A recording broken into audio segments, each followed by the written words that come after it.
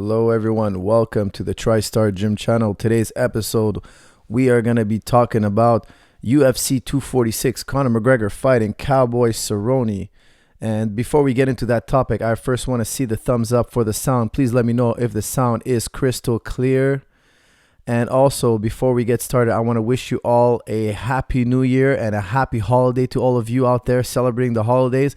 I hope you had a safe and fun and wonderful holiday with the family, and a happy new year, of course.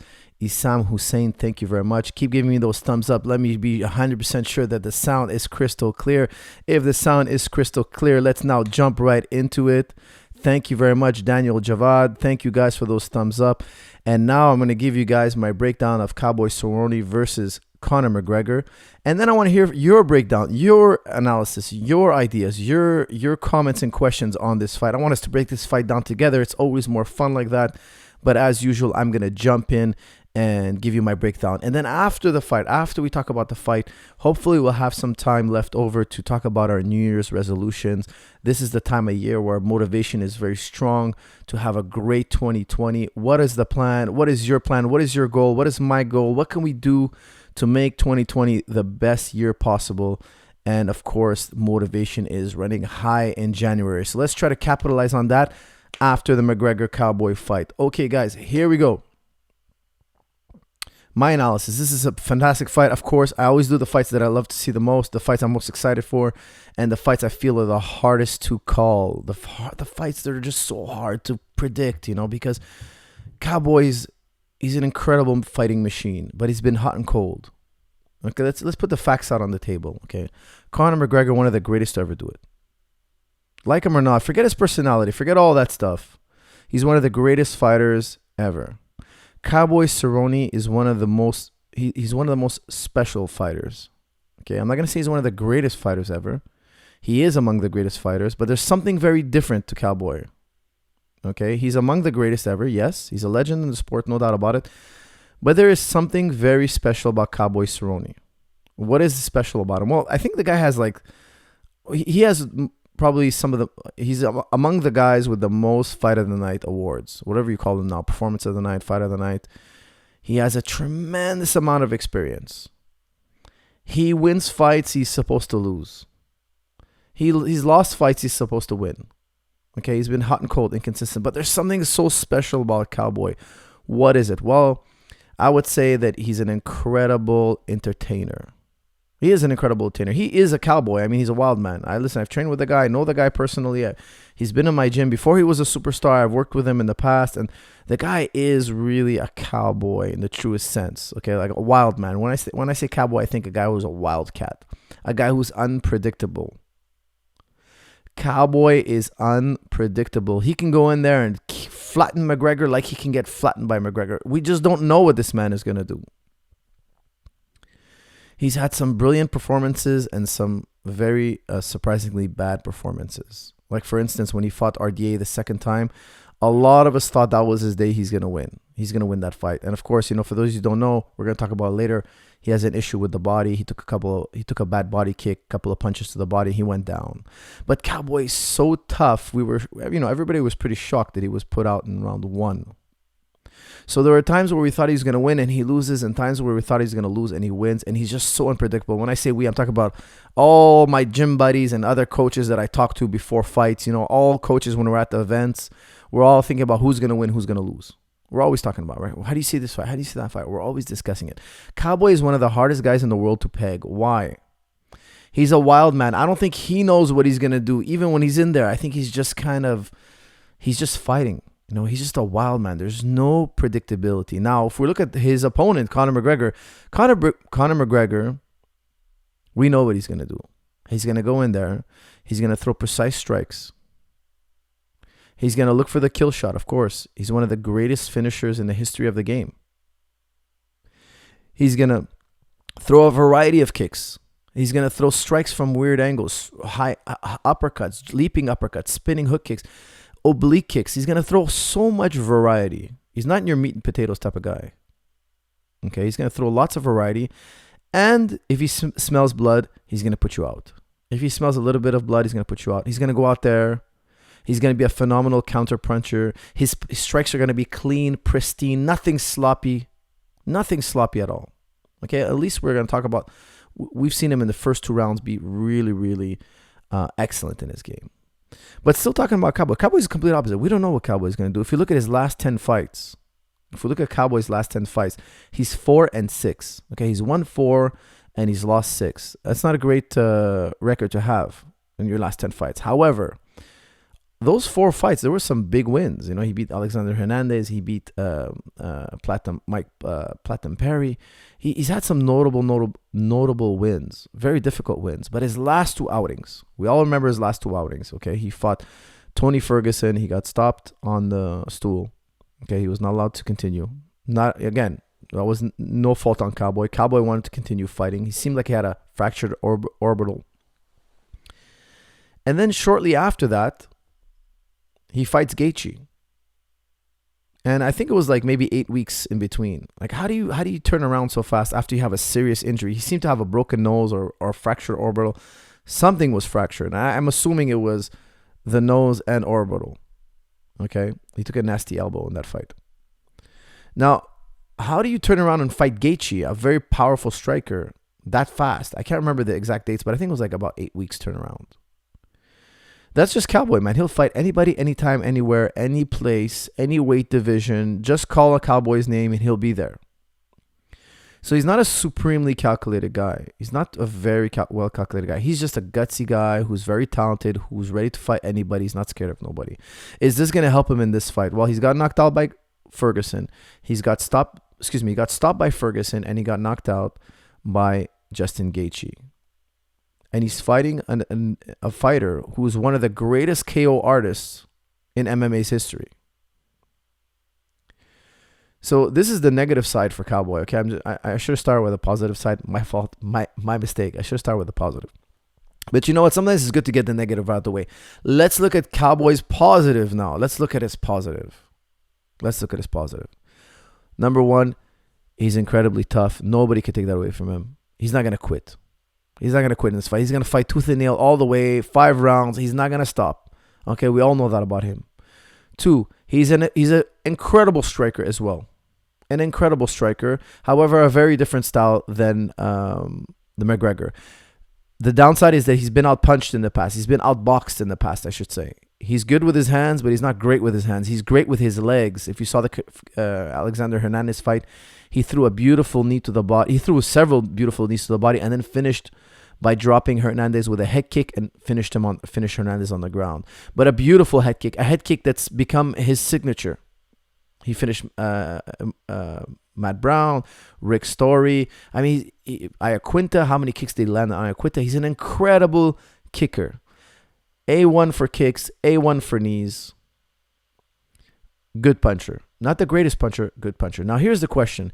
Can Cowboy take McGregor in the later rounds and rack up those kicks and knees?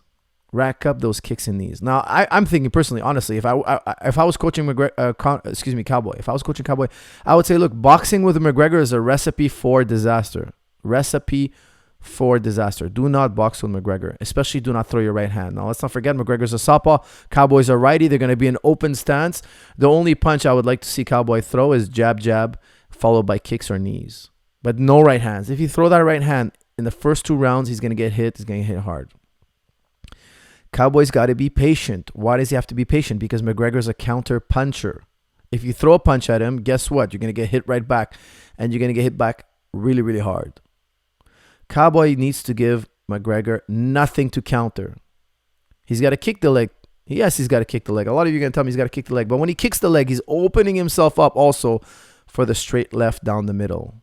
When he kicks McGregor's leg, whether he kicks it to the outside or the inside, he's going to get countered with a left.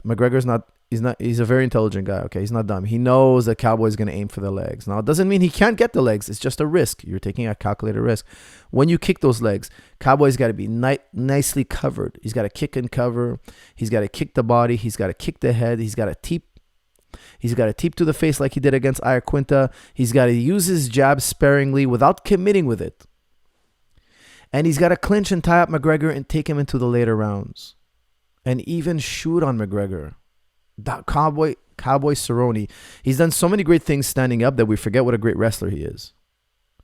He did a beautiful takedown on Alexander Hernandez, brought him down. Even though Alexander eventually got up to his feet, Cowboy kept pressuring him with takedowns and strikes. And he also brought down Tony Ferguson, let's not forget. Now, Tony got up.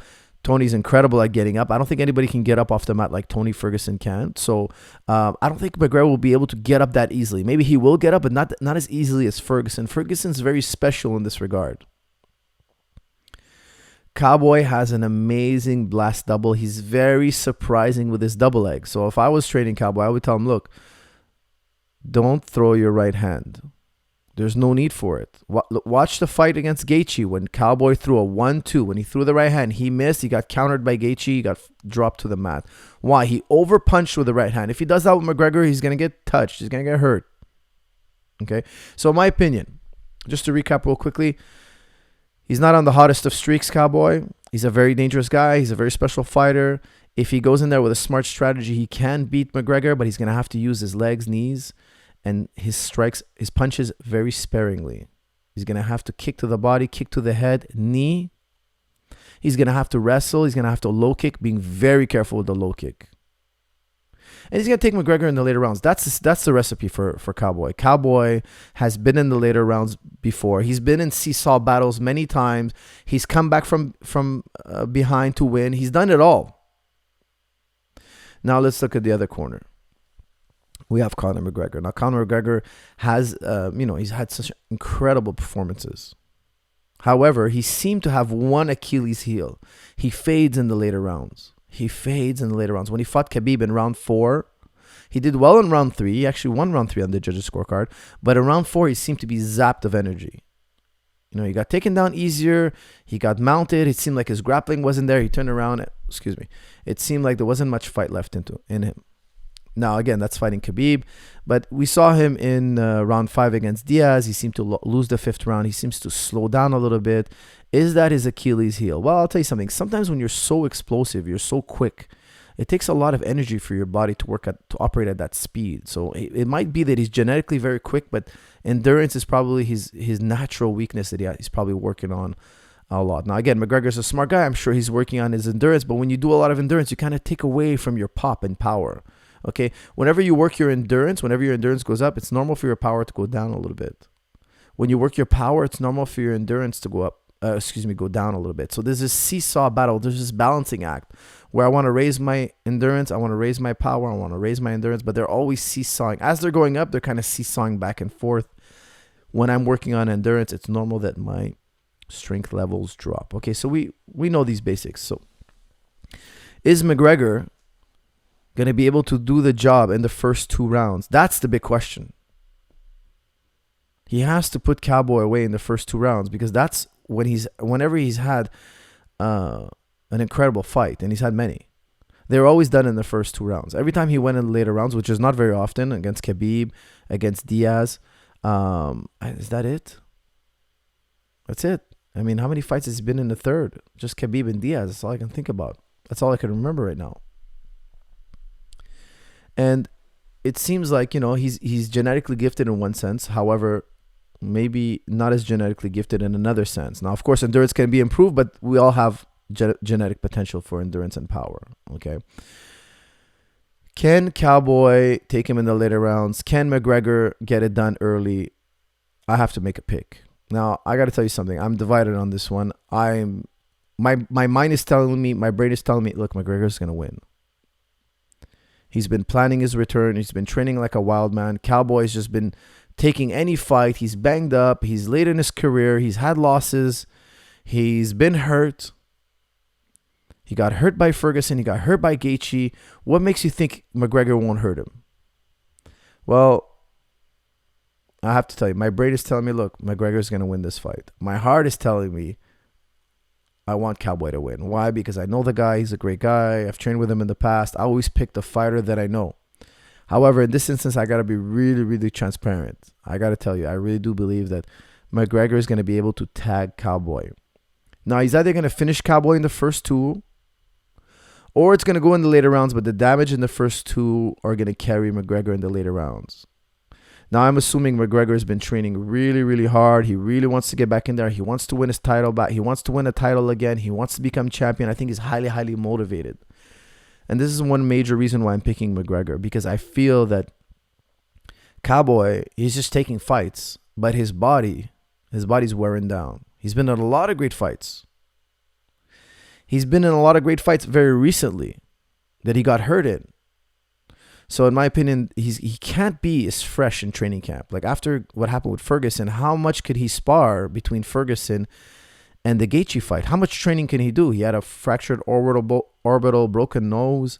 I'm assuming it was fractured, okay, just by the swelling, just by looking at it. But whatever, you need about 4 or 5 weeks, 6 weeks, 8 weeks before you can fight again. And from what I remember, the Gaethje fight was soon after. Okay, let me just look it up here. Let me check out his topology here. Give me 1 second. I'm going to type in Cowboy Cerrone. Donald Cerrone. Let me see. How much time between Gaethje and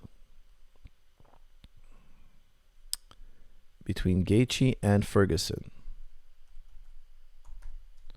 I remember it being a very quick turnaround. All right, let's go. It's popping up right now. Let me tell you. Here it is. All right, we have the Gaethje fight was on September 14th, and July 8th was the Ferguson fight. So about 3 months. Okay, 90 days. Okay, that's not that bad. Okay, it was a lot longer. It's 3 months, not 2 months. I thought it was 2 months, not 3 months. But still, that's my point. It's still a crazy turnaround. Like he must have been out, not training too much, probably like 6 weeks.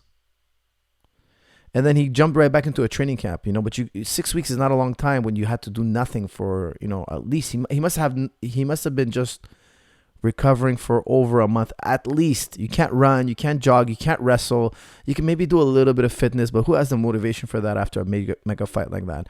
So that's my point, is that Cowboy's been putting a lot of miles on his body in a short period of time, and these are wars he's been going through, and it doesn't stop at the Ferguson fight. Every fight he's had has been a war, another war, and now he's fighting Conor McGregor. In his last 10 fights, he's lost 6, and I think it's because of the quick turnarounds. He's a phenomenal fighter, but here's one plus in Cowboys' side that I really, really like. This fight is at 170. I really like this fight at 170. Now, we've seen Conor fight at 170 before. He fought Nate Diaz twice at 170. I thought that, it didn't make a difference too much between the two because they're both naturally 155ers. At their best, they both did their best work at 155. Nate Diaz did his best work at 155. Conor did his best work at 145 and 155.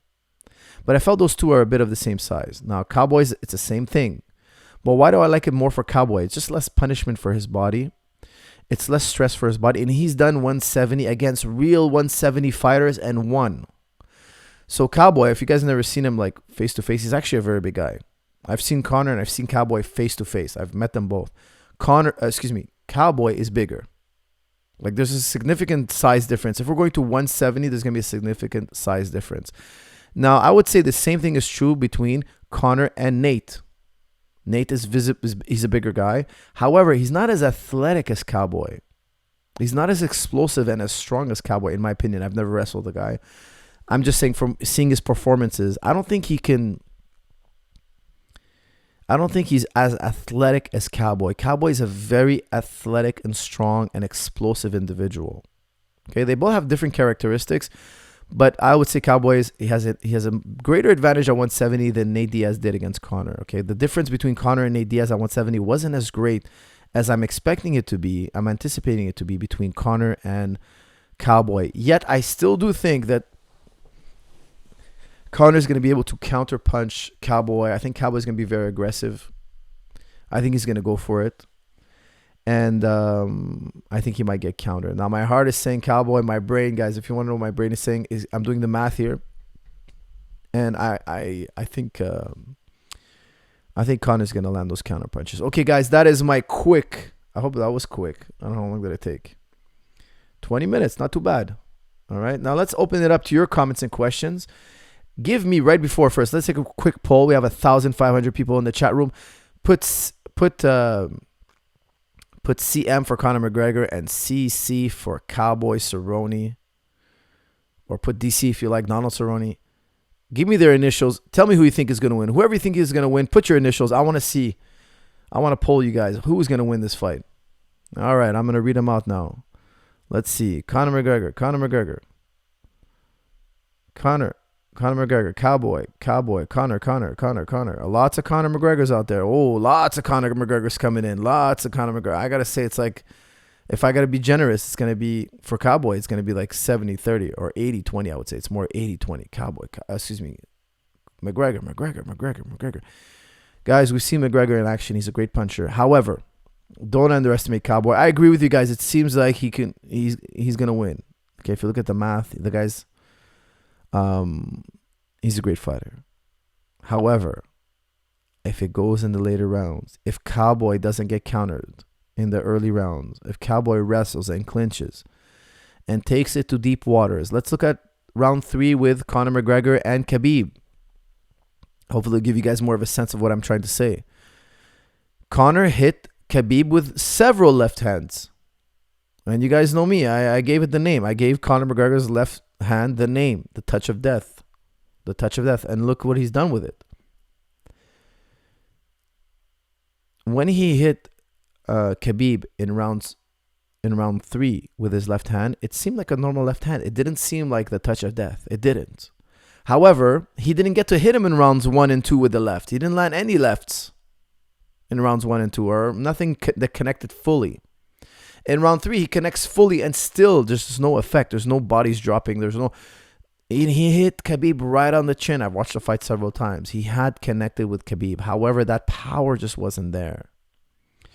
And that could be a great oasis in the mind of Cowboy Cerrone. Cowboy could be like, you know what? Let me just work my legs and clinch and knee and be very well covered up in rounds 1 and 2. Let me be really conservative with the boxing and take it to round 3 where his boxing seems to be very, it's very clean and precise, and it's still all those things, but it's not as powerful. It's not as deadly. It doesn't seem as dangerous. I think if Cowboy takes it later rounds, he can win. So hopefully that is his strategy. All right, now let's take it up for comments and questions, guys, on this fight. I am looking for your comments and questions. Let them rip. Let's see.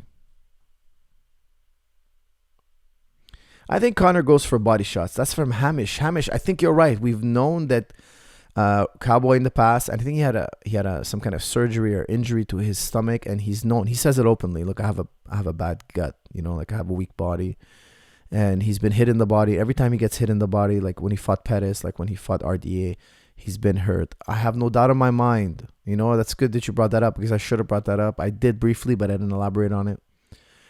McGregor has a great teep to the body. Now, here's the thing about the teep to the body. McGregor has a fantastic teep to the body. Teep means like a straight front kick, guys, for those of you who don't know. It's like a poke, okay? He'll poke Cowboy with his left leg. He'll go right across. He has a very long reach. I think he'll get to Cowboy's gut. However, Cowboy can catch that kick. Cowboy's good at catching that kick. He's a Muay Thai specialist. He'll catch that kick. It could turn into a takedown, or it can turn into a counterattack, okay? Which should be very interesting if Cowboy counters that teep. If he counters that teep, it could be a game changer. It could be a fight changer. One takedown, or the fact that he gets leg kicked, it could open McGregor up to leg kicks or various counter strikes. Okay, we have a super chat here. Let me open this up, see what it says. Coach, will the weight gain increase stress on Conor's body similar to GSP going to 185 at UFC 217? Okay, guys, that's a great question. Will it hurt McGregor to go up? I don't think so. I think McGregor's system is going to get a break. He doesn't have to cut weight. He'll have more endurance, in my opinion, because maybe this whole time why he's having trouble in later rounds is because of the weight cuts. Who knows? He probably has to cut very little weight for this fight. Who knows? Maybe it's a perfect strategy for him. I don't know. I've never been with him with a weight cut, so I don't know how badly he's suffering and how he feels the next day. Maybe the weight cut's been a problem for him. Weight cuts don't seem to have ever been a problem for Cowboy. He's always made weight from what I remember, and he's always done various weights. And I think 170 though he's going to be a little bit bigger at least than McGregor. So no, I don't think it'll harm him. I think it could help him have more endurance. However, when you're talking about his system, however, he could be giving up a lot of size against Cowboy. That could be a big mistake. Coach, do you know GSP's prediction of the fight? That's from Nelson Moreno. No, actually, I haven't asked him. I have to ask him. I'll try to get maybe a little video of me and him calling the fight. Not calling the fight, or giving our opinions on the fight. Sometimes we do that. Love from Calgary, my brother. You're the best. That's from Soundbox. Well, thank you, sir. Very appreciate it. Tristar shirts merch. Where can we get some, Coach? That's from Fiasco. I haven't put that online yet. I hope to do that in 2020. It's one of my goals. Okay, so 2020, look for nice t-shirts to come out from Tristar Gym. Coach, do you think that Conor is able to survive Cowboy's ground game? That's from Faraz. That's also very interesting. A lot of us are thinking this is going to be a total striking match all the way through, bell to bell. It's going to be all striking. Actually, no. You know what? I bet you there's going to be some ground at some point. If this fight develops in the later rounds, there'll be some wrestling, and that's going to be really interesting. I think Cowboy has the advantage. Listen, Cowboy, I've rolled with him. I've trained. I've seen him in the practice room. He's I don't know if he has his official black belt. I don't think he's the type of guy who's going to put on a gi and kind of chase a black belt. However, he's for sure at that level. Like, there's no doubt about it. Now, from what I understand, McGregor's a brown belt. If I remember correctly, I think he's a brown belt. But even then, I think Cowboy has better submissions and better submission escapes. The only way you're going to sub Cowboy, the only way actually I would say that McGregor could sub Cowboy, he's going to have to hurt Cowboy first and then maybe fall into a rear naked choke kind of thing. But I don't see him kind of like having a ground-based strategy. Now, Cowboy can have a ground-based strategy. If Cowboy gets on top of him, Cowboy has great strikes on the ground. He has great passing. He has great back control. He has great triangles. We saw him finish the Brazilian Cowboy. We saw him triangle him in round 1. He's got a phenomenal triangle choke, and we know that McGregor has been susceptible to rear naked chokes in the past. It wouldn't surprise me if Cowboy gets to McGregor's back and he finishes him with a rear naked choke. This is definitely within the realm of possibility if he gets to that position. Now, can he get Conor to the ground? My answer is a yes. He absolutely can double leg Conor McGregor. Now, when will he do it? Will he have enough time to work? Is going to be near the end of a round? Is McGregor going to close the guard and avoid the guard pass? Because McGregor has shown against Khabib that he had a very competent guard. Now, a lot of you are going to tell me, no, Coach, you got killed on the ground with Khabib. I don't think so. Honestly, I don't think he did horrible on the ground. I think he did a good job defensively. Now, did he get any offense going? No. I'm talking again about the first round. The second round, he got schooled on the ground. Okay, I'm talking about round 1. He did a good job of protecting himself. Yes, he lost the round, okay? Don't misquote me. I'm not here saying that Conor won round 1. Absolutely not. He lost round 1. Totally lost round 1. However, he didn't take any damage. He protected himself well. In round 2, his defenses started to fade. So what I'm trying to say is that it seems like he can protect himself against Cowboy on the ground, but there's a point where he starts to break and fade, and Cowboy can start to buzzsaw through with his jiu-jitsu. However, we can't say that Cowboy has the same top control and top game as Khabib. Khabib has he has the best top game at 155 or UFC today. Okay, however, Cowboy has a very competent top game, and I think it's only a matter of time. If he has the time, he'll breach to Conor's defenses. All right, what else we got here? Conor by triangle. That's from Garrett McLaughlin. Mr. McLaughlin. I have to... Mr. McLaughlin. Are you Irish by any chance? Cowboy by triangle. Highly unlikely. Not impossible, but highly unlikely. I have to disagree with you. But I thank you anyway for your comment. All right, what else we got here?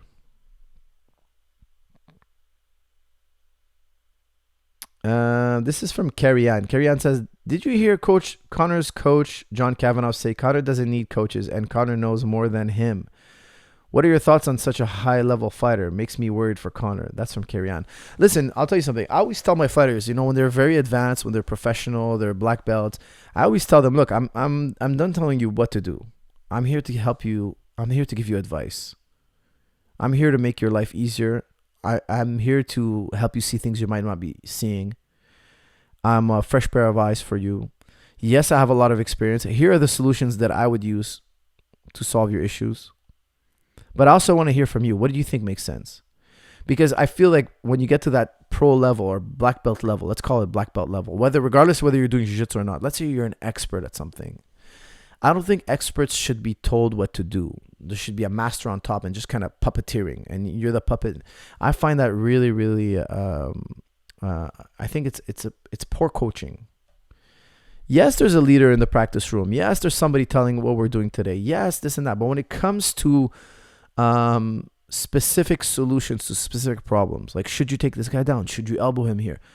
Here's what I would tell you. This is my opinion. Maybe we have another coach in the room has another opinion. Another coach in another room has another opinion. And we respect these other opinions because those coaches, we see them as experts. And other fighters can chime in. But all these people that are chiming in must be experts. We're not talking about blue belts and white belts in the practice room. We're talking about, let's call it purple belt and up. Okay. Now we're going to have differences of opinion. No problem. Let's get on the mat. Let's glove up and see which one makes most sense. That's how I see it. I don't believe the fighter should be left alone and he knows more than everybody. That's crazy. He knows more than everybody, and let him make all the decisions. Let him call all the shots. And whatever happens in sparring, all the coaches, we're just going to be quiet. We're not going to say anything. And he's going to make all the decisions. That would be a bit crazy because now you're assuming that this guy knows more than everybody and that he sees everything and he's going to police everything going on in his sparring and that he's absolutely aware of everything. Now, in my opinion, there's no such human being. We have to discuss, we have to dialogue, we have to cross-examine our positions. How did you see today's sparring? What do you think you should have done when you were in that position? Why do you think you got that kick to the body? What were you thinking? How come one snuck by? What happened there? If his answer is a good one and the next sparring it doesn't happen again, I'm good with you. You understood. If it happens again in the next sparring, I'm going to tell you, look, your strategy didn't work. No offense. Sometimes I give suggestions, they don't work. I got to reformulate. Guys, when it doesn't work, we got to reformulate. It doesn't matter who gave the suggestion. It doesn't matter if you like the person or not, or this coach. No. Did it work? Yes or no? If it worked, we move on. It was good. Give that person credit. Give credit where credit is due. If it didn't work, we need another try or we need another suggestion. I don't believe we can presuppose that this guy knows everything. So let's just blind follow him and just do whatever he tells us. No. Other experts are going to want to chime in. They're going to want to give their opinions when it makes sense. Okay, I'm not going to go in between rounds and start talking to them about my philosophies on striking. No. I'm going to give them, try this, try that. That's it. Really short and sweet. And after practice, when we're having, we're eating, we're having supper, we're talking about the sparring, we're talking about the training. Now we can get deeper into how we see things. But to have one guy call all the shots, I think is a major, major problem. Why? Because if he makes one mistake, it's disastrous. If he makes one mistake, it could be disastrous. Nobody was there to check his work. There's a reason why in airlines, the guy who worked on the right engine doesn't work on the left engine.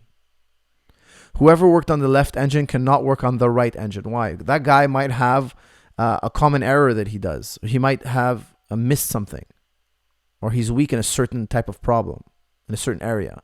And that this problem today is in this area. We cannot have both engines fall prey to the same error. Okay, so there's a lot of wisdom behind these type of strategies. We always want a second opinion. We always do our due diligence. If one lawyer tells me something, I take it and I go to another lawyer and ask him, hey, check that lawyer's work. Does that make any sense? If a doctor tells me I have a disease, I go to another doctor immediately and ask him, hey, do you agree with this man? I just recently had one of my students. He got diagnosed with a full torn ACL.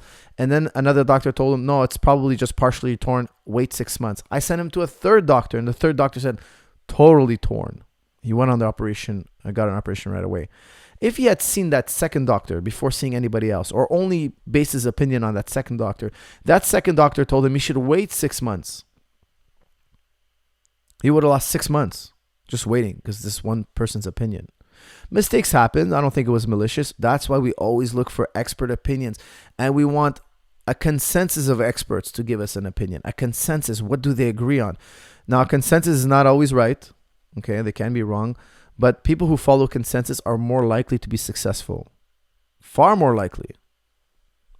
All right, what else we got here? Cowboy wins with upset of the year. That's from Joshua. Look, I would love to see Cowboy win. However, I wouldn't call it a major upset. I would call it an upset. I'm sure I haven't looked at the odds, but I'm sure the odds are favoring McGregor. I wouldn't call it a major upset. I believe Cowboy can win this fight. Let me make this loud and clear. Cowboy's got the heart, the brains. I just hope he has the self-control not to box with Conor and to use Muay Thai. Use a very conservative boxing style and use those Muay Thai weapons. That's what will win him the fight. Don't throw that right hand. Do not throw that right hand against McGregor. If you throw that right hand against McGregor, you're going to be lying down on the mat saying, what happened? Use your jab, set up your kicks, kick below the calf, kick the leg, kick the body, kick the head. Stay covered up the whole way. Take this man in later rounds, clinch him, tie him up. Every time McGregor kicks, catch those kicks, counter his kicks. But don't throw the right hand. For us, my brother, love your videos. Do you think UFC paid Herb Dean extra money to let Conor cheat against Khabib? He got away with a lot of stuff. That's from Jackson Jones. Jackson Jones, no, I do not believe that UFC paid Herb Dean in any way at all. I don't think he was paid. I think that it's hard to tell a superstar. And that's a very good point, by the way, Jackson. I wish we could watch that fight together. Conor did so many illegal things in that fight. He did so many things. In round 3, watch round 3, okay? There's one point where Khabib is talking to the ref. And a lot of people didn't pick up on this. And he's talking to the ref. What did you think he was saying to the ref? If you're I know exactly what he was telling the ref. Please, if you guys know what he was telling the ref, write it in the comment section. I want to see if anybody else. He was saying the same thing to the ref over and over again. Nobody seemed to understand. First of all, Conor kneed him on the ground illegally. Conor was like pulling on, like he just did every dirty trick in the book. In round 3, he was holding Khabib's glove on the inside, not on this cuff, but on this cuff. So like he was holding Khabib's glove like this. He has 4 fingers inside the glove, holding onto the glove because he didn't want to get taken down again. Completely illegal, and he had it for like 20 seconds, 30 seconds, like, and Khabib was like, hey, he's holding my glove, tell him to unlock my, like, Khabib was missing a takedown because of that. I believe it was round 3. Yes, it was. I'm remembering it was round 3, and he did so many things: eye poke, illegal knees, like, just I can't have to rewatch it, man. He was doing so many illegal things. Every time I rewatch it, I see a new illegal thing, that like putting his toes in the fence, and he's being told don't put your toes in the fence, and then he puts it back in. Look, McGregor doesn't care what the ref's gonna do. He doesn't care what the ref's going to say. He's defying the ref. So what's the ref going to do? Stand him back up, take a point away. If he takes a point away, he's going to get booed. He's going to get threatened. And people are going to, the crowd is out of control. Like they might jump in the octagon. He probably felt a lot of pressure trying to control McGregor because McGregor is defying him over and over again. And he hasn't done anything so blatant to take away a point. It would have to be something super blatant. Then you could take away a point and maybe the crowd doesn't eat you alive. Because the crowd, you have to understand, the crowd was so charged up. It's a different feeling when you're in there and you feel like you're an ant. You feel like you're a little ant and there's this roaring ocean that's about to crash on top of you. And you're like, hey, wait a second. Let me not make any mistakes. Well, he just kind of kneed him to the face, but it was kind of like, Khabib's okay. Khabib's still on top. What am I supposed to do? Break them apart? Restart them? Give McGregor a warning? Yell at McGregor? Like, what are you going to do? If you take away a point, the crowd's going to go nuts. If you stand up Khabib's side is going to go nuts. You have to let them keep going. You have to give a verbal warning, which he did, if I remember correctly. He gave him a verbal warning. You got to tell him stop doing that. Cut it out. But then he doesn't cut it out. And you're like, hey, do I stand him up? Do I take away a point? Is it blatant enough? It wasn't bad enough for him to take away a point. It would have to be something everybody in the room agree. Everybody, let's say 80% of the crowd would have to agree. Look, the referee did a good job. He took away a point. But it wasn't that blatant. Okay. The other thing, when he was holding the glove, I don't know if Herb Dean saw it. He should have went and took McGregor's hand off physically, stopping him from grabbing inside the glove. Because you can't stop the fight. The action is going. If you stop the fight, people are going to freak out on you. They're going to be like, hey, you just disrupted the entire flow of this combat, of this fight. Okay. All right, what else we got here? Coach, do you believe Cowboy would win a pure stand-up fight with McGregor? That's from Kirian. Kirian, we might find out. There might be no wrestling in this fight. I think there will be, but it's not impossible that it's a whole stand-up affair. Khabib was winning anyway, so cheating didn't matter. That's from Daniel Quinn. Yeah, but you know what, Daniel? You might feel differently if you're in the fight. You don't know that you're going to win. You believe you're going to win. You don't know you're going to win. and the guy's cheating, you're like, you know what? Let me get this guy off me here. Let me. I'm not cheating. I don't want to cheat. I want to win fair and square. So everybody who kind of says that on the sidelines, once they're in the sport, they're like, once they're competing, people change attitudes completely. Then they're like, the smallest infraction becomes something that's, they're going to object to. It's rare you see a guy see an infraction during a fight and be like, yeah, it's okay, I'm beating this guy anyway. Most people don't have that kind of attitude. It's easier to say it than when you're actually in the action. When you're actually in the action, you're like, hey, no, his trunks are a millimeter too high. I want them at the right spot. Okay, what else we got here? Yeah, you're so biased. That's for the 4G Beast is saying that I'm very biased. Listen, 4G Beast, I'm not saying I'm not biased. Listen, I love Cowboy. He's a friend of mine. I like the guy. Okay. I'm telling you, I think Conor McGregor is going to win. I think he's just in a he's in the prime of his career. Okay? I gave you my reasons why. I'm trying to be as honest and as transparent as possible. All humans have bias. There's no way to get away from all our biases. I'm doing my best here. I'm telling you, my heart's with Cowboy. I want Cowboy to win. I think there is a strategy for Cowboy to win. We're not saying, nobody's saying, I don't think anybody's saying it's a 99% chance for for McGregor to win. Nobody's saying that. If you are saying that, show me the wages you've bet on it. Did you bet the house? I don't recommend betting, guys. I'm just using an expression. If somebody was so sure, they would bet their house. Nobody's ever that sure. When people tell me, oh, I knew that guy was going to win. It's hindsight. That's hindsight. Forget hindsight is worthless. Hindsight is just, okay, we can learn from looking back in the past, but we can't say that we knew. Because if you really were that sure, you'd bet the house, so to speak. Okay, I'm using that as an expression. Now, what are the odds? How do you see it? Look, I see it 60-40. I don't see it like 80-20. I think 60% chance Conor McGregor wins. 40% chance Cowboy wins. Because Cowboy is really a tough human being who knows how to fight. He has tremendous amount of experience. He just hasn't been as flawless as McGregor has. That's the bottom line. That's what I'm saying. How do you rate Conor's body work versus Cowboy's ability to? It jumped. I apologize. Oh, no. I missed it. Too many chats coming in at the same time. My apologies, my friend. I was in the middle of reading it and it skipped on me. Coach, what strategies would you recommend Cowboy to use to survive the first few rounds? That's from Daniel Castellani. Don't throw the right hand. Throwing the right hand is forbidden. Throwing the right hand is forbidden. You're allowed to throw the jab. You're allowed to throw your legs. You could throw like a short slapping hook. No right hands. That would be what I would tell him. Super chat by Jackson Jones again. Coach, will we get Islam Makhachev versus Kevin Lee, same card as Khabib versus Ferguson, April 18th?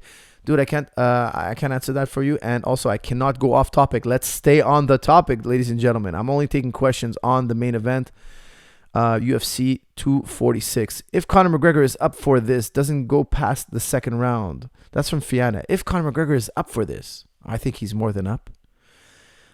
He's known for finishing the first two rounds, so I wouldn't say that it's out of the realm of possibility. That would be the best time for him to try to finish Cowboy. Conor is not about power, but more about... Conor is not about power, but more power and speed. Jeremy. I would agree with you. Look, he's very quick. He's not just power. He's precise. He's powerful. He's quick. He's agile. He's many things. But all that together, in the end, results to power. He puts it on the chin, and he puts a lot of power behind it at the right time. At the right time. Okay, what else we got here? I think Cowboy wins. That's from Donnie Brasco. Donnie Brasco, arguably the greatest CIA movie in the game. Donnie Brasco says, I think Cowboy wins. Well, you know what? I think a good chunk of people believe Cowboy's going to win. It's not out of the realm of possibility. I just think that, he's lost 2 in a row, and both losses were tough ones. Coach, can you see this fight going to decision? That's from Brian Todaro. Yes, I would say it has like a 30 to 40% chance to go to decision. I think Cowboy finishes it late in the 4th or 5th, and I think McGregor finishes it early in the first or second round. That's what I see is most likely to happen. I think 80% of the time, those two scenarios are going to play out. Both these, and I say that because both these fighters are finishers. And both these fighters have been finished. So sometimes fighters lose, but they never get finished. Like they always make it to the bell. Like we've seen that type of fighter. They're just hard to kill. I call those guys the hard to kill category. These two individuals are both hard to kill, but they're not one of those guys who never get finished. They've suffered their finishes. Okay, so in my opinion, they're great finishers, but their downside is they also get finished. So somebody's getting finished. 80% of the time, this fight doesn't see the decision, and that's what I think is very exciting for the fans. Is that they're going to see it end in a dramatic fashion. Mr. Zahabi, do you think Conor's power will be as vicious at 170 as 155? That's from Emilio X. Well, look, he fought Nate Diaz twice. He didn't have any KOs, but man, did he have a lot of knockdowns. Man, did he knock down Diaz in both fights. He showed a lot of power. And Diaz is known for having a phenomenal chin. Masvidal didn't drop Diaz like that. Masvidal worked Diaz, but he didn't drop him the way Conor did. Hold on, let me take a sip of my coffee here. So that tells me that Conor has massive power at 170. Massive power. He dropped Nate Diaz. We've seen Nate Diaz get hit by a Mack truck and not go down. No pun intended there.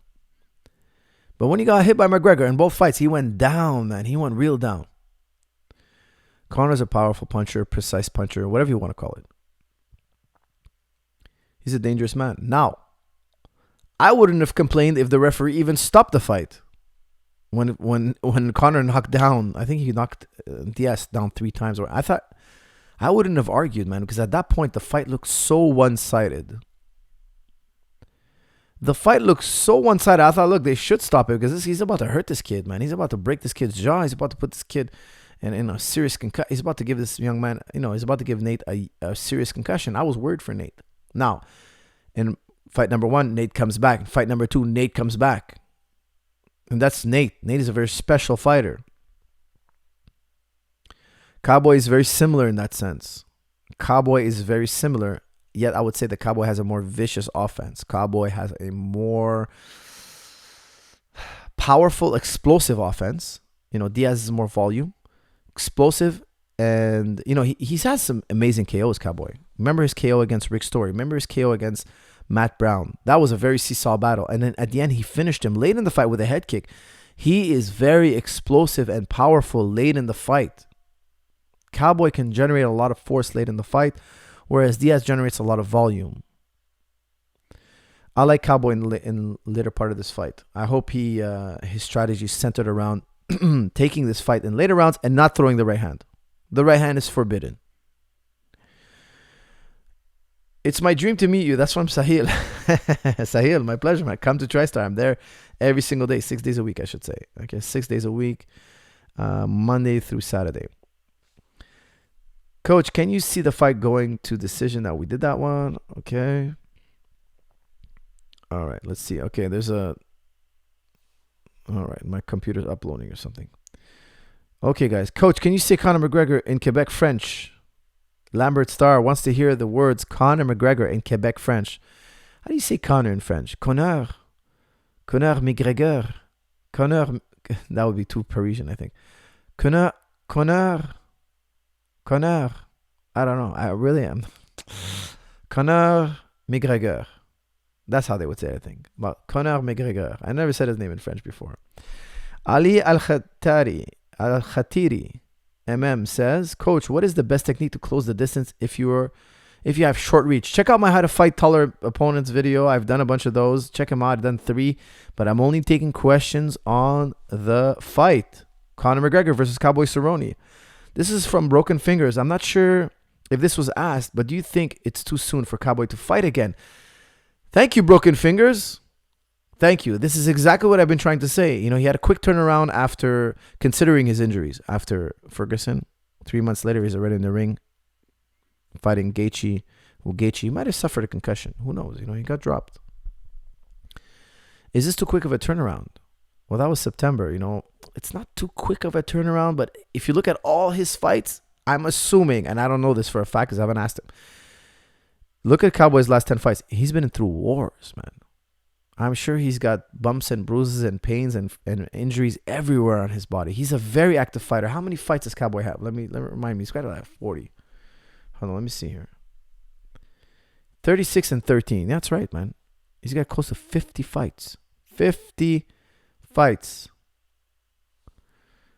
That's a lot of wear and tear on the body. It's a lot of bumps and bruises. So my answer to you, yes, it's a lot of mileage on him. I think it's going to be a major factor. Coach, this is from Alan Hartel. Thoughts on Conor McGregor putting on a lot of muscle mass? I'm not a big believer, guys, in putting on more muscle than you need. Do the sport you're prepping for and let your muscle be a natural byproduct of your training. If your body needs more muscle, your body will add it. Now, let me make a little caveat here, okay, a little exception. I do believe that you have to add muscle periodically after intensive training. So let's say I go through a training training camp. When the fighter comes back, I tell them, look, go lift some weights. Don't do so much cardio. Okay, so first we bulk up, then we build endurance. So let's say I'm here. This is my muscle. This is my power. This is my endurance. First, I increase my power. I bulk up, and then I increase my endurance. Okay, and we'll get into that another day. But I don't want you to overly bulk. I'm not asking you to lift weights 6 days a week. I'm not asking for a credible amount of volume. I'm not going to ask you to stop wrestling, stop doing boxing, and go lift weights today. Forget about jiu-jitsu for a while and get bulk up. I don't think that's what Conor's doing. Okay, I'm not trying to say that's what he's doing, but I see some fighters do that. Oh, I'm going to lift weights for 2-3 months. I think that's nuts. That's nuts. The greatest grapplers in the world are not great lifters. The greatest wrestlers in the world are not great lifters. We do some, the greatest martial artists in the world do some lifting. Some. It's complementary. I think I've seen a couple of pictures of Conor. He does look bigger. If that's because he's eating more and training his regular routine, it's good. His body is naturally that big. He was suppressing that growth by eating less, by being very controlled with his diet. But if that is his natural body size, if he's not artificially inflating his muscle, if he's not, I don't want to say artificially. People are going to think, no, what I mean by artificially is you're not that big. You have to eat a lot and lift a lot to be that big. If he's just training like his normal routine, and he's just eating a little more calorie, and the body says, hey, you know what? We have enough calories now to add more muscle. Before, we were doing this much training. However, we didn't have enough calories for more muscle. If that is his natural physique, and by natural, I'm not referring to PEDs. I'm not trying to say that he's ever done PEDs or anything like that whatsoever. What I'm saying is if somebody never did PEDs in their life and they're trying to overly bulk up by eating excess amount of calories and purposely adding more muscle than their body, forcing their body to add more muscle by doing an excessive amount of weights just for that physical look, I think that makes no sense. You see those guys, they get on the mat, they're tired, they do one round of boxing, they're gassed. It takes a lot of oxygen for those muscles. Those muscles are taking a lot of resources. The body will balance out the right amount of muscle. Just do your sport, eat well, and your body will reflect your training. Okay, that's why I always tell people, the nicest looking bodies. People always tell me, oh, look at that guy's body, he's so jacked. I'm like, dude, that's not a natural athletic look. I always tell people, I don't want to be bulky. I want to be athletic. Like when I take off my shirt, I want to seem athletic. Why? Because I do a lot of athletics. I don't want to look like a bodybuilder. When I see a bodybuilder, I'm not like, wow, I'm super impressed. That guy must be a really tough or strong. No, I don't think that.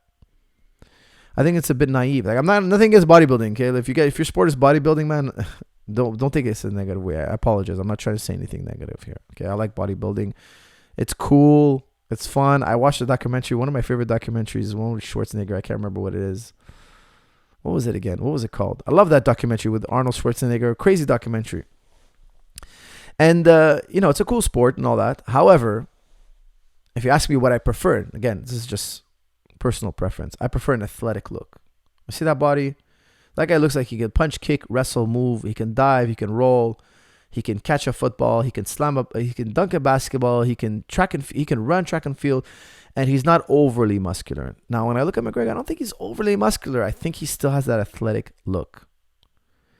And I don't think he's put more muscle on than he needs to. He's put on the right amount of muscle because he's a smart guy. He just ate a little more, and that caloric intake translate it into more muscle. And his body didn't put on that muscle because it doesn't need it. It put on that muscle because he's been wrestling, because he's been sprinting, because he's been throwing punches and kicks, and he's been working hard. And his body said, add more muscle, we'll be more efficient this way. Coach, is professional kickboxing risky, and what type of person you think you need to be? That's from Vlad Pintica. Vlad, I'm only answering questions on the fight. We got another super chat here. Do you think Cowboy should use his clinch against Conor? Would you advise Cowboy to move forward and apply pressure or go back? That's from Daniel Javad. Listen, I would say use as much clinching as humanly possible. The more you can clinch McGregor, the better, until you get in deeper rounds. You're asking me, would you ask Cowboy to move forward? Yes, but after round 3, 4, and 5, start putting the pressure on. 1 and 2, be conservative, especially with your punches. Now, we all heard what I said. For those of you who know somebody who knows Cowboy, make sure he hears these words. Don't throw the right hand. The right hand is forbidden. Make sure, if you know somebody who knows him, send him this video. He can win if he doesn't throw the right hand. If he works the teeps to the leg, the kicks to the leg, the teeps to the body, the teeps to the face, the kicks to the head, all set up by a slapping jab or a poking jab, not a committal jab, not a highly committal jab. And if Conor kicks, you got to catch those kicks. You got to counter his kicks, and you got to catch those kicks. Because the easiest way to take Conor McGregor down for Cowboy, in my opinion, is to catch one of his kicks. And then Conor will not throw any more kicks. If he gets taken down, if Cowboy throws I keep doing that. My apologies. If Conor McGregor throws a kick, and Muay Thai is so well versed in catching kicks and countering with punches, knees, kicks, sweeping kicks. Also, you can add the takedowns. Cowboy's a wrestler. He can catch the kick and turn it into a takedown. Conor's going to have to think twice the next time he gets to his feet about kicking. And you're going to start reducing his arsenal. Now, I read a headline. Okay, I didn't read the article, but I heard that somebody from Cowboys camp said that Conor only has a left hand. Conor has a phenomenal left hand, but he also has many other great tools. Okay, he has great strikes of every kind. Even against Diaz, we saw him throw some nice elbows.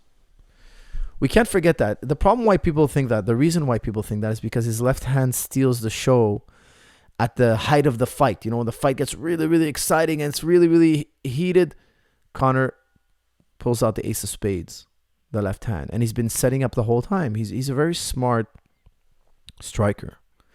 And the left hand is the star of the show. It steals the show. However, if you rewind the tape and watch it frame by frame, step by step, minute by minute, you see that he did a lot of work with all his other strikes, his uppercuts, his overhands against Nate, his low kicks against Nate, his teeps. The teeps, again, is the front kick, okay? His spinning kicks. He's got so much variety. Even knees, he threw some very nice knees. Now, they might not seem like much, but when you're in there and you get kneed, you're like, hey, this hurts. I got to be careful. All right, more super chats rolling in. Coach, do you think Conor might bring in a new skill to showcase against Cerrone since he took such a long time off? That's from Orgel. I'm hoping he is for his sake. Guys, I'm going to blow up. I'm having a hard time reading here because it's so small. I'm going to enlarge the screen here. If I remember correctly, it was Command Plus. No, didn't do nothing. Is it Control Command Plus? Nope.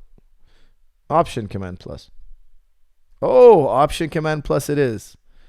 My button pushing skills are reaching new heights. Okay, so now it's nice and big here.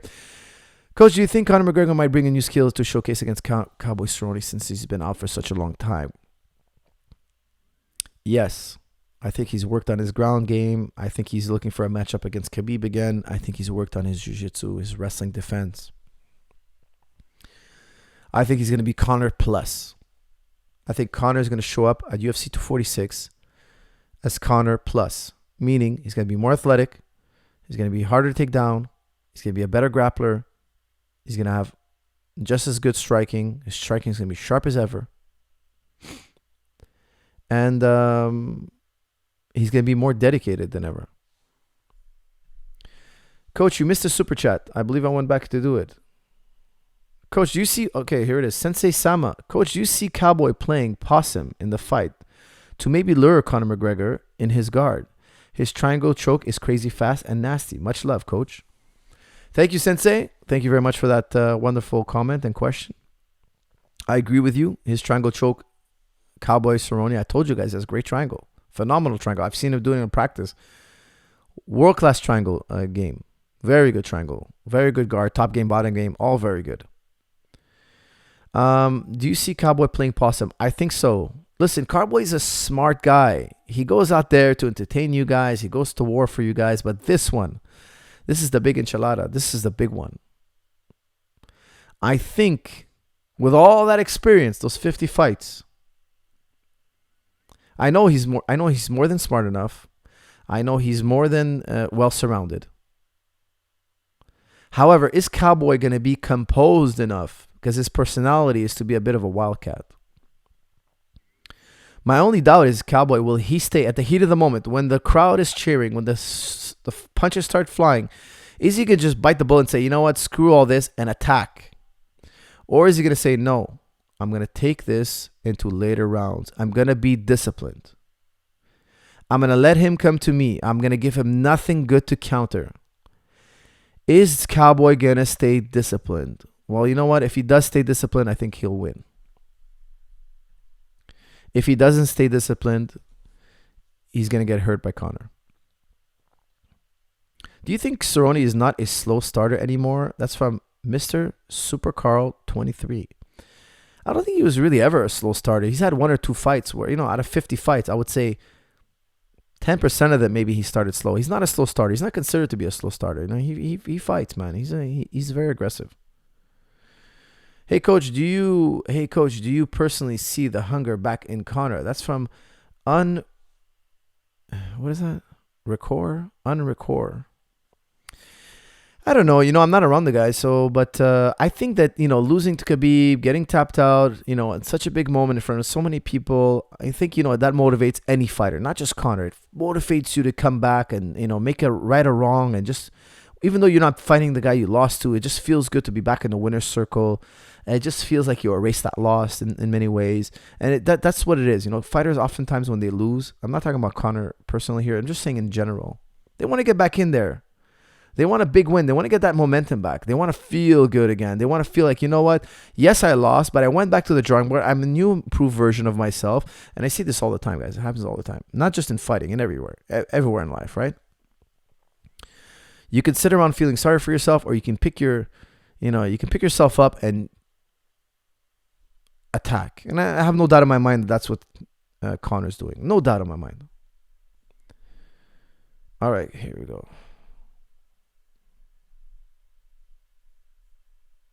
All right, lots of chats coming in, so this thing is kind of like buffering. Coach, do you think Cowboy could learn from Nate and Floyd and use the bull guard to gas McGregor's arms? That's from Marcelo Marquez. Marcelo, I think you mean this. Is that what you call bull guard? We call it usually the shell or Philly shell. Philly shell sometimes is referred to this, like this kind of block. However, this kind of block, will Cowboy do that? Look, it wouldn't be crazy. It wouldn't be crazy. It just doesn't work as well when you're a southpaw. It just doesn't work as well. However, it wouldn't be crazy, but he would be exposing his body. And that's the downside to covering up like this. Okay, you expose your body, and Cowboy doesn't have a great resistance to body shots. So, and he knows it. He's been public about it. So, might not be the best option for this fight. I think it would make sense if he uses it sparingly. What do you think Cowboy's strongest weapon will be? That's from Bryce P.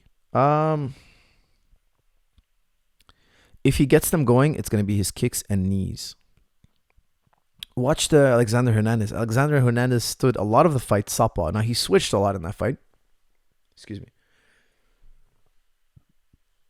Pardon me.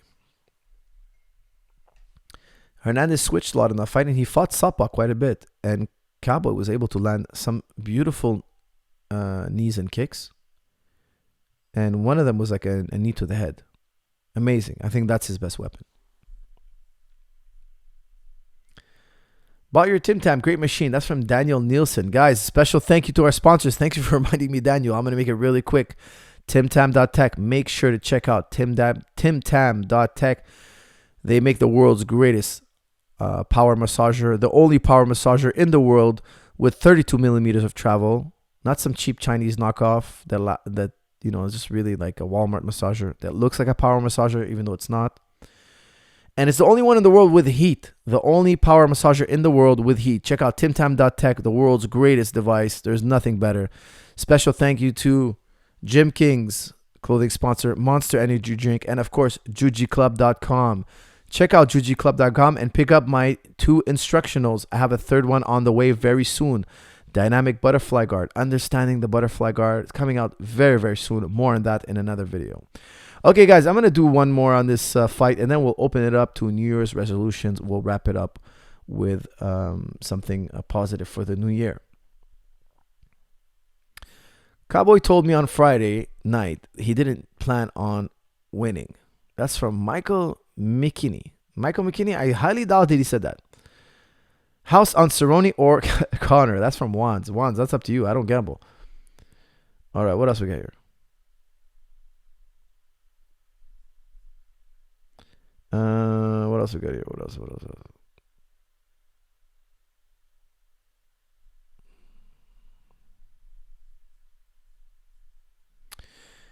We got over 3,600 people in the chat room. I think that's a record. I want to thank you guys for all the support I've been getting on this channel. Really, thank you.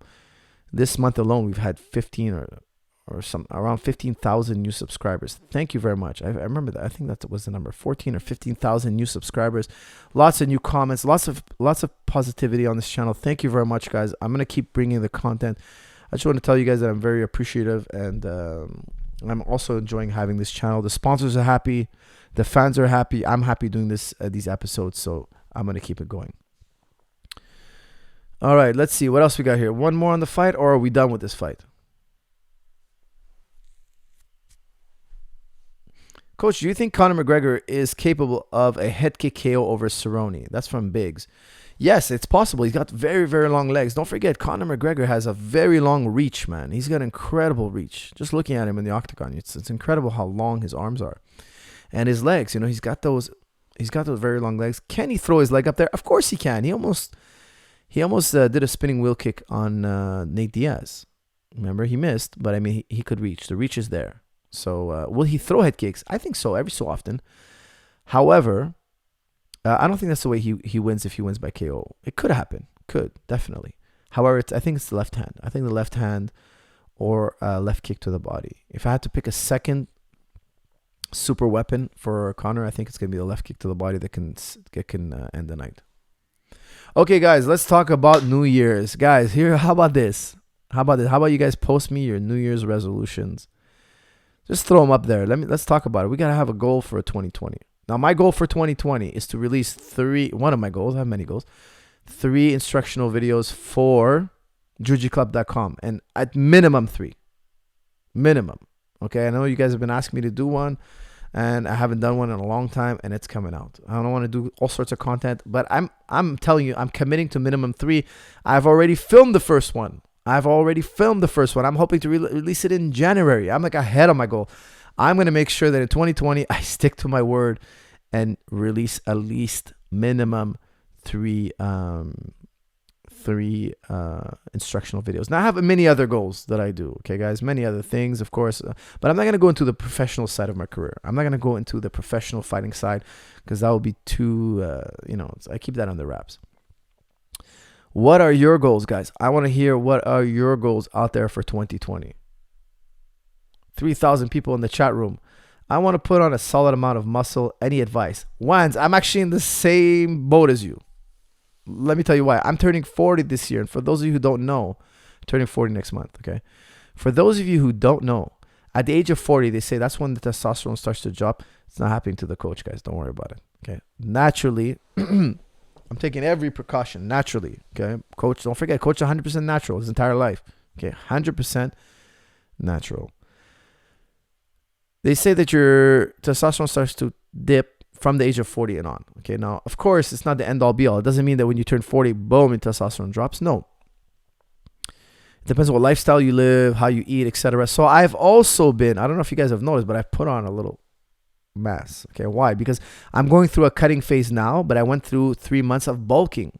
Now, 3 months of bulking. I'm not bodybuilding bulking. I'm martial arts bulking. I put on a few pounds of muscle. Now I'm going to start going through the cutting phase. Why? Because when you go through the cutting phase, it's normal to lose a little bit of muscle. I want to lose a lot of fat and a little bit of muscle. That's why I bulk up ahead. Okay, now if you cut and then you take a break and you go through another cut and another cut, it's bad. Why? Because you're not only cutting fat, you're also cutting some muscle. Now I know we're going to have a debate on this. Some people are saying, no, you can gain muscle and lose fat at the same time. And then there's going to be other people say, no, that's very rare. And if you're trying to do it naturally, you cannot both gain muscle and lose fat at the same time. Okay.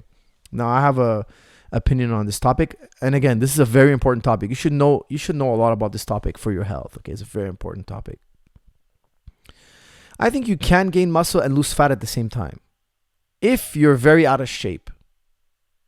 However, if you're an elite athlete, it's hard. It's not impossible. I'm just saying it's hard, naturally speaking, doing it naturally, no PEDs, to gain muscle and lose fat at the same time. Okay, the reason why is because to gain muscle, you need a caloric, you need excess calories.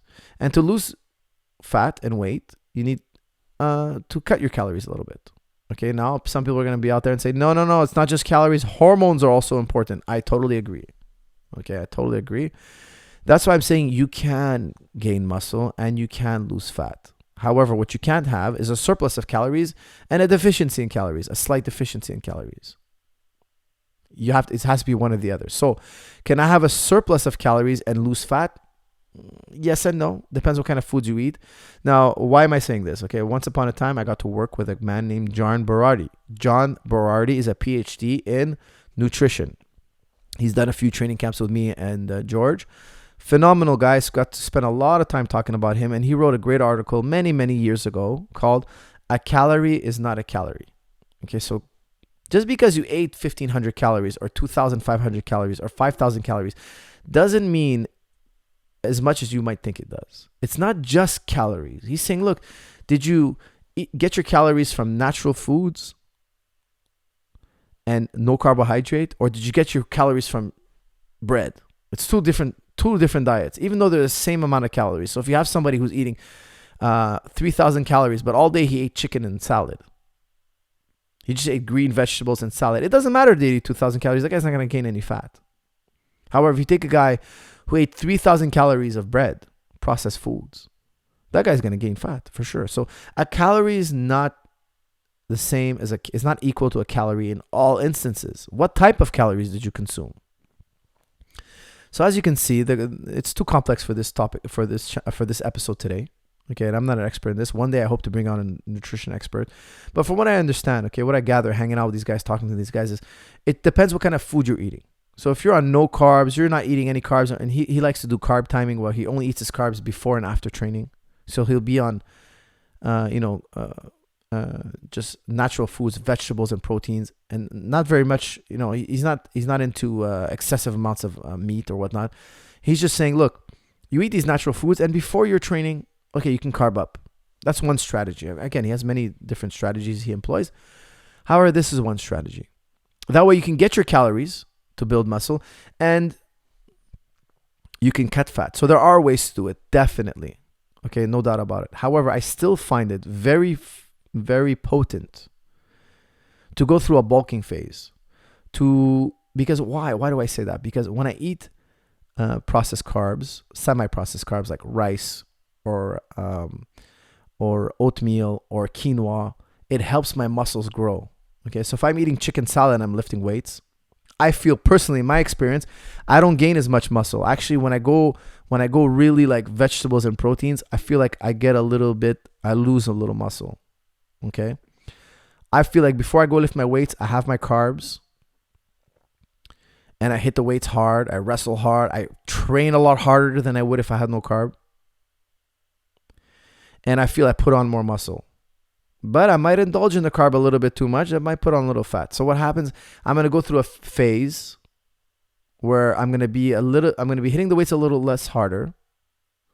I'm going to be doing more endurance work, and I'm going to go more gentle on the carbs. I'm not going to cut them out. I'm still going to do I'm still going to train hard. I'm going to need my carbs, but I'm going to go a little bit lighter on them. Okay, so I still find it more motivating to go through bulking and then cutting, as opposed to having that perfect balance of nutrition that I never overcarb, I never eat too many carbs, I'm just really counting how much carbs I'm allowed on my diet. I don't like to do it that way. I like to bulk up and then cut. I just find it easier. I get to indulge in foods I like. With that said, bulking up, eat your carbs right before. If you're going to go lift weights, that's the time to have your oatmeal, your rice, right before training. Like when I say right before, I mean an hour and a half, 45 minutes before. Have a small amount of carbohydrates, eat your carbs, and go pump some weights. You're gonna build some muscle.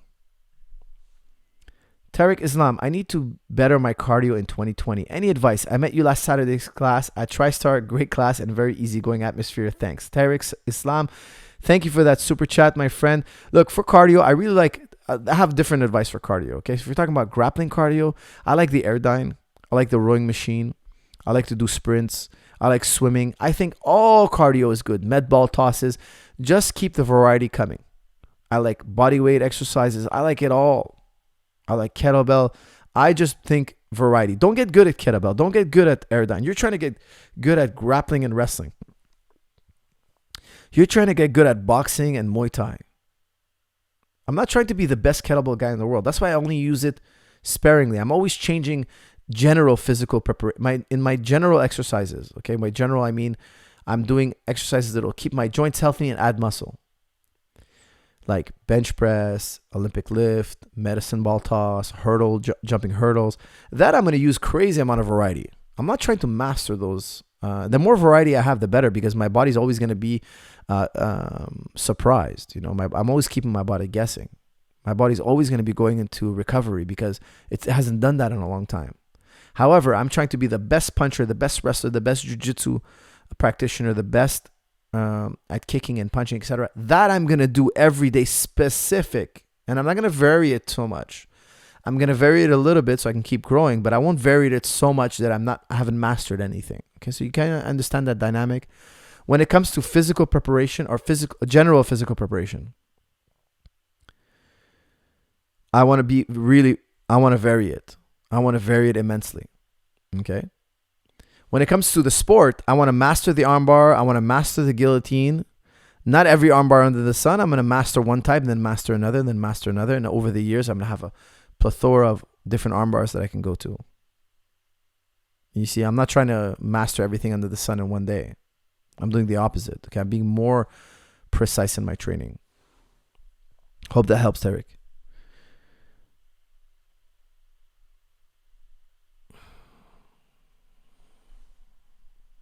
Okay, hold on a second here. I'm getting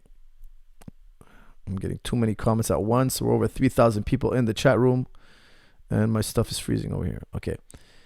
If it goes to this, oh no, that's the wrong one. Okay, let's get some New Year's resolutions here.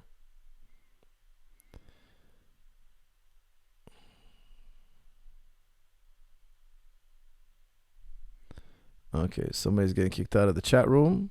Thank you for interrupting, everybody.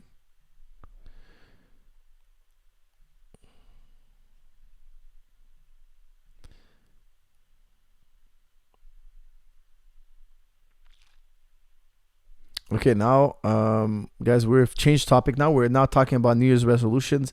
One of the members here asked how to pack on muscle. I think you gotta tighten up your diet, add carbs right before training, do compound lifts, deadlifts, squat. Squat is the king of all exercises for adding muscle, but just don't go too hard on squat because squat can create a lot of soreness. There's a lot of eccentric action on a squat. Okay, so when your muscles are elongating, that's when they get damaged the most. That's when they get more sore, but that's also when your muscle will grow the most. And I'm actually in the same boat with you guys. Okay, I'm trying to add some muscle now for this year, make sure that I don't lose muscle now that I am turning the big 4-0.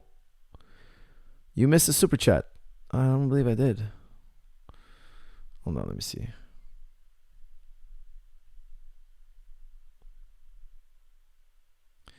Do you use hypoxic training with your fighters? What is hypoxic training? Hold on, let me look that up.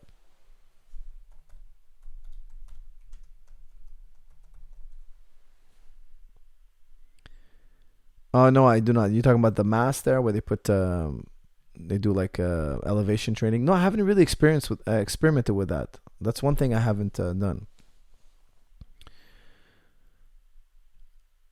Okay. For a typical, hold on a second here. It's not scrolling down.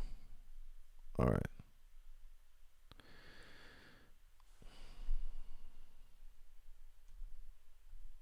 Okay, here we go.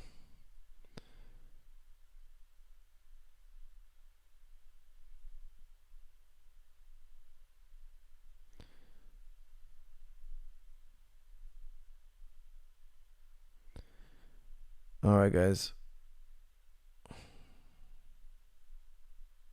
Too many chats coming in at once here. I'm having trouble. I have to minimize the screen. Okay, we're back.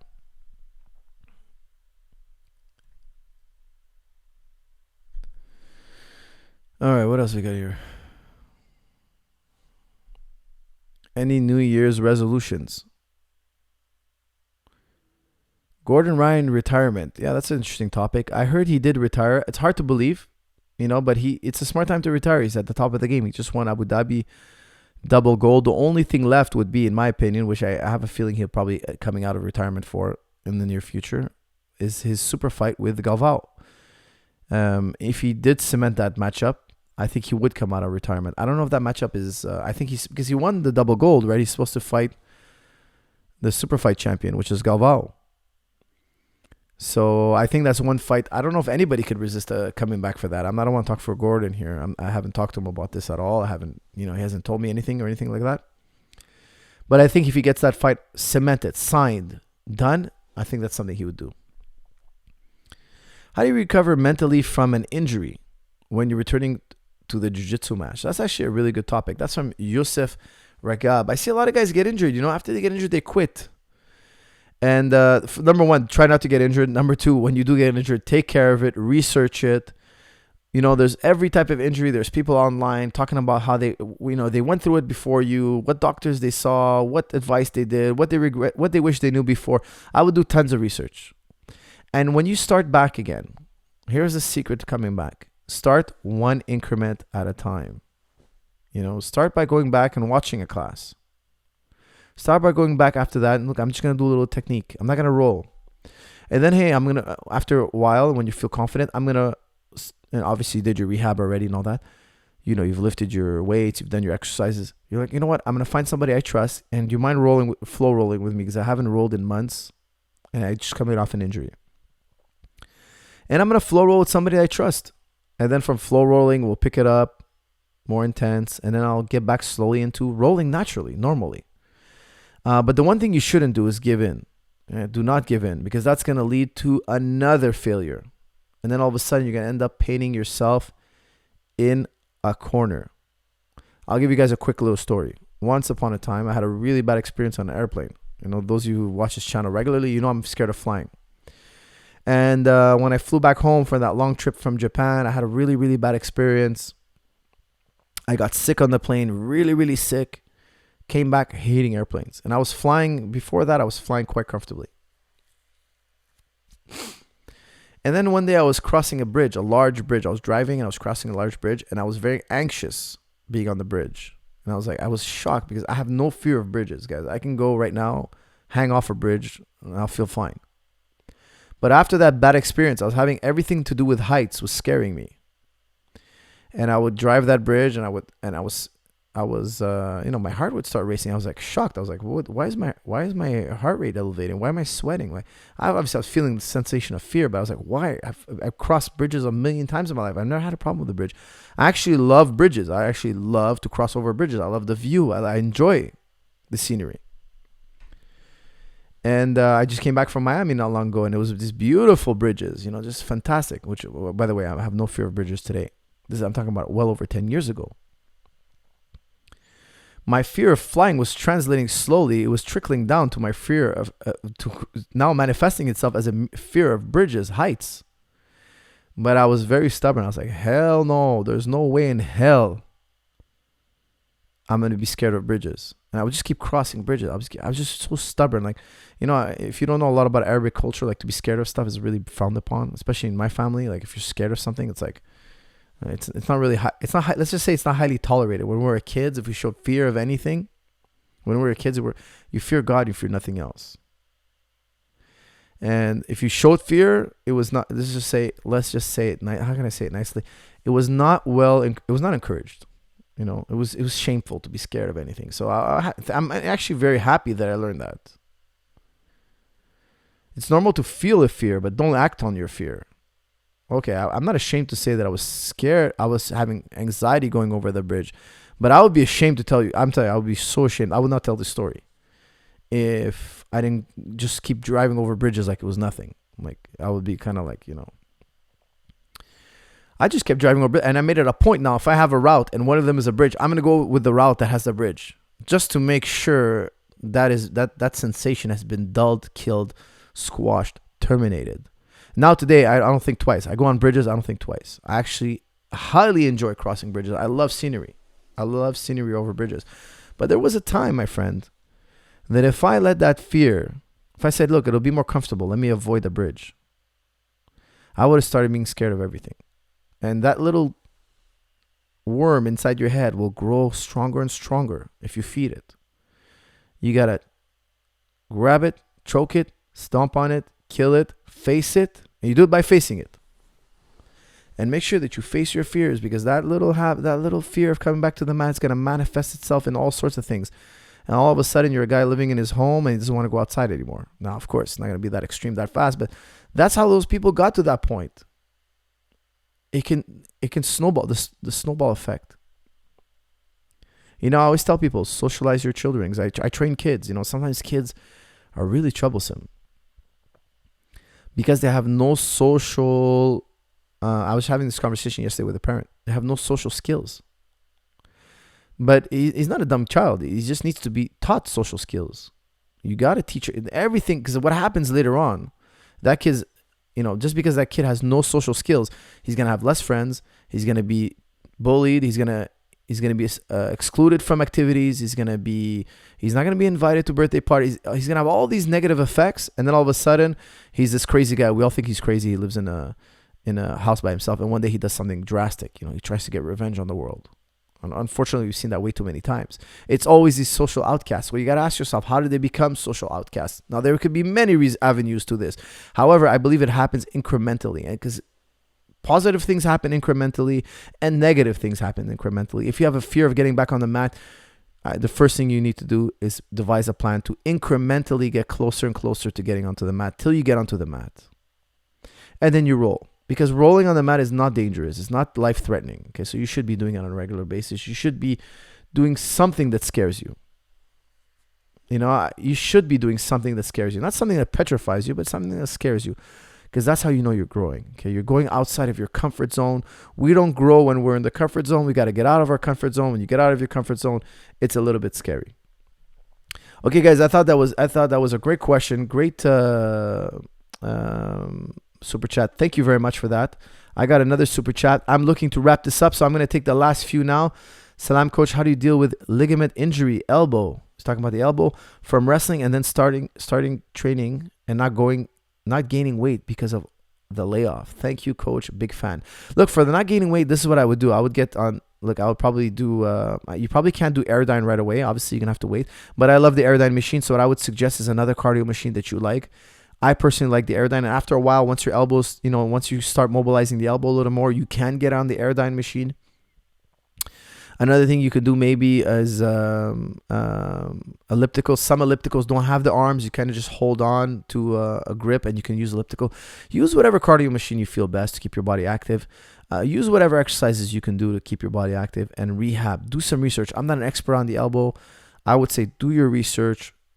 Make sure you read Kelly Starrett's material, Becoming a Supple Leopard. Make sure you know all about his stuff. But before you do all that, you got to get your elbow checked out by an expert and then go through those phases. Okay. But ultimately speaking, cardio, keeping your body lean, you have to exercise every day. And you should exercise every day, and that should be a normal part of your life. If you exercise every day for 30 days, you'll have created a habit. Okay. So if you got to read Charles Duhigg's Habit, it's a bit of a dry book. It's not super exciting. But here's the crux of the matter. If you do something for 30 days, it won't be painful anymore. It'll become a habit. So you gotta bite the bullet a little bit for 30 days. But do it for 30 days.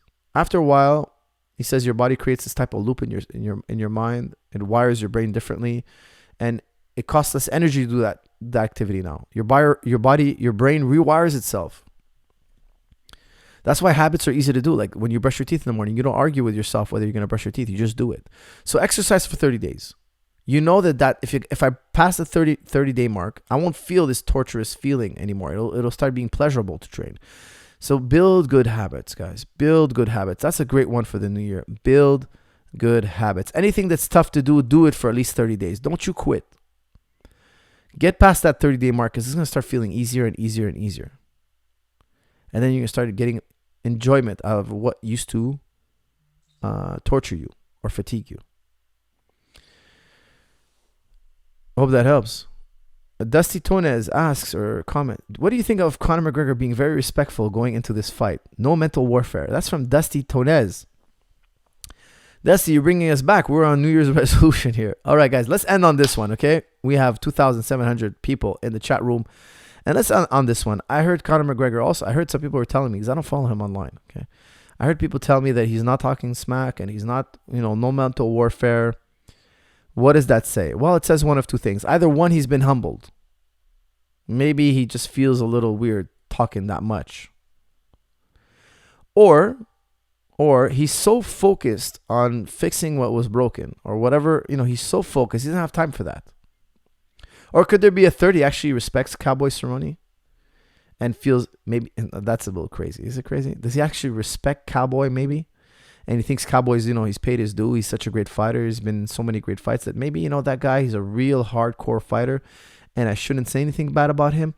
Well, if that's true, then why didn't he feel about that way about Khabib? Why didn't he feel about that way when he fought Jose Aldo? Why didn't he feel about that way when he fought all those other guys?